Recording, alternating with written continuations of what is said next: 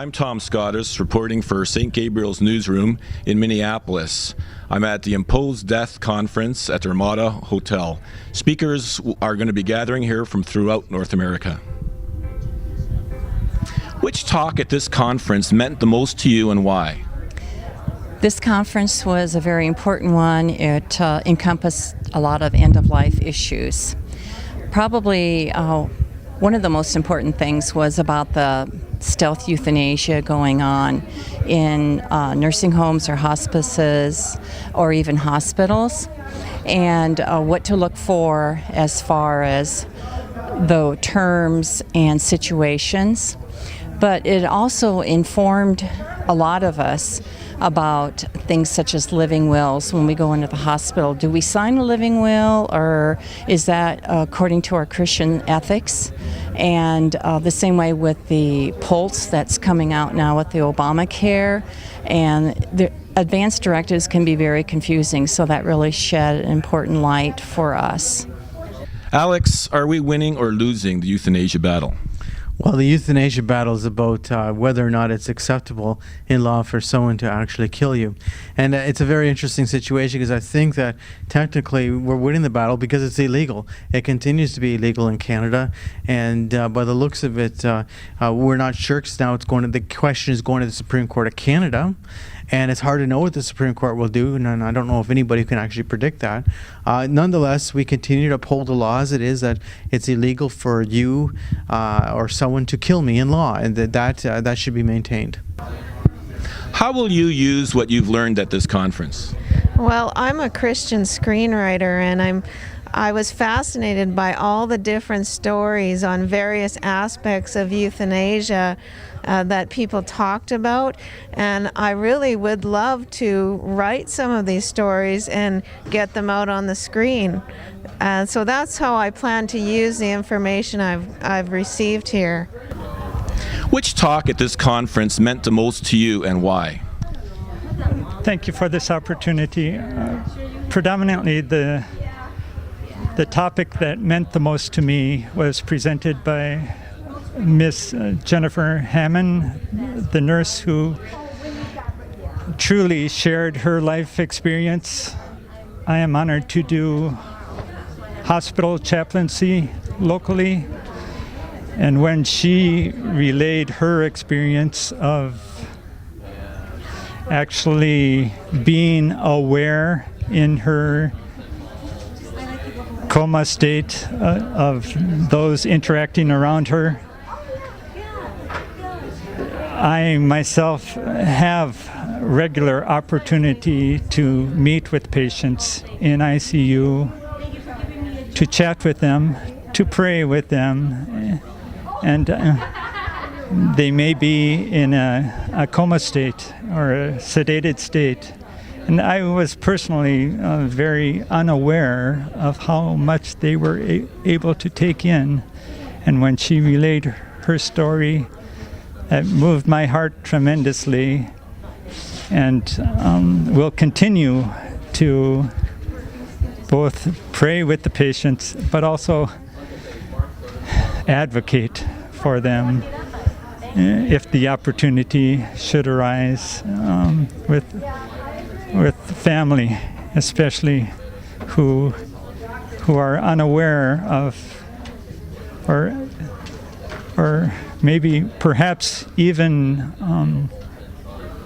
considering a hospice situation. How do most medical professionals stand on this issue? Well, in Canada, we have had a few polls that were done. Last year, there was a poll done by the Canadian Medical Association. Only 16% of the doctors in Canada said that they'd be willing to participate in euthanasia, and the majority were opposed to it. When you look at the question of euthanasia and physicians, though, it's very important to understand that those doctors who are most involved with people who are, nearing the end of life, people who are palliative care physicians, gerontologists, or doctors like that, they're very, very strongly opposed. The Canadian Palliative Care Association did a poll of their people a couple of years ago, and 88% of them were opposed to euthanasia, and these are the ones who are caring for people whose lives are coming near to an end. Euthanasia seems to be gaining in popularity. What do you attribute that to?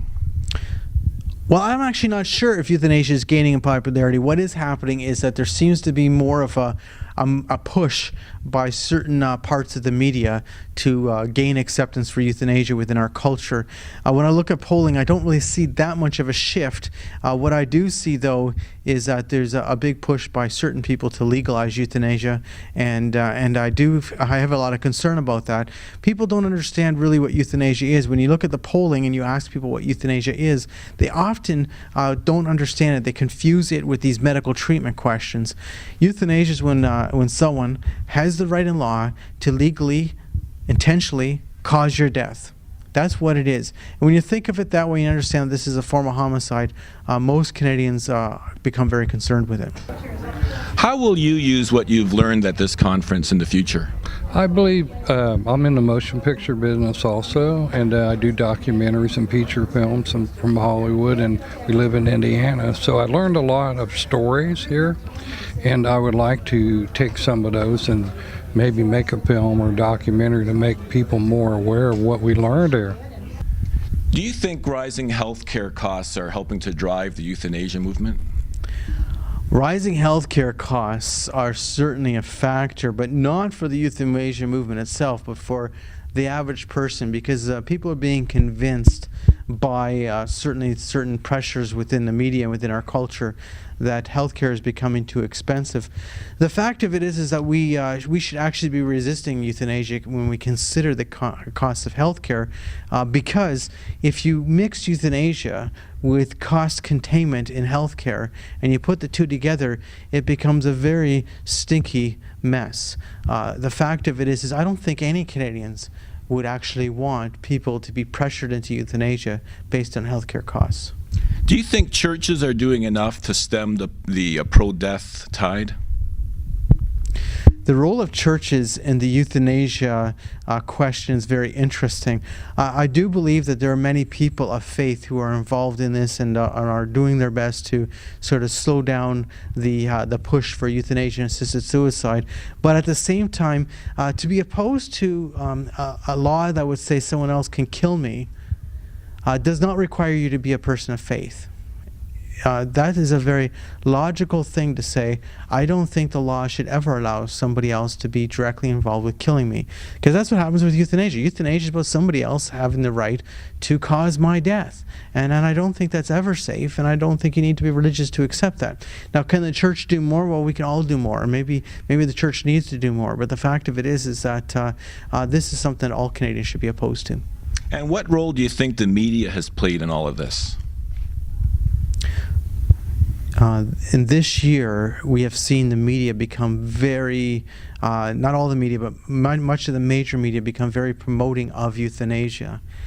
And to me, it's become so one-sided that they should almost be embarrassed, because to claim that the media is presenting an issue for the education of the general public is a joke when it's coming from only one point of view. And we're seeing that in a very strong manner. A few years ago, most of the media, most of the news, most of the special programming that was done was at least somewhat balanced, and I think that for the most part that's being lost. That to me is very concerning. Canadians should be concerned about it too. When they say, oh, you know, I support euthanasia for this and that, they should think through, do they really support it, or are they being brainwashed by a one-sided medium? Do you think the euthanasia bill, Bill 52, will be passed in Quebec? Well, Bill 52 was the previous bill in Quebec, and there's going to be a new bill presented in Quebec that we haven't seen yet. Will it be passed? I sure hope not. The first point, though, about Quebec is Quebec does not have the jurisdiction to legalize euthanasia. So even if they were to go forward and pass a bill, it would end up in the courts, because they don't have the jurisdiction to legalize a form of homicide. That is a federal question, and I'm assuming that the courts would have to deal with it then, because you can't have these questions of saying that something which is a federal matter is not being treated as a provincial matter. How do you think the Supreme Court will deal with the Carter case? I'm assuming that the Supreme Court will uphold the current law, because they've already dealt with the Rodriguez case in 1993. For them to overturn the Rodriguez case on the flimsy notions that are presented within the Carter case, to me, doesn't make sense at all. But the problem with our courts are that you would count on a court to actually uphold, how would you say, decisions they've made before, as well as trying to uphold the law. And I can't predict what the court's going to do. I don't know what the court's going to do, and I don't think any Canadians can actually predict what this court will do. So that is the big concern. We should actually be able to trust our courts to be more consistent.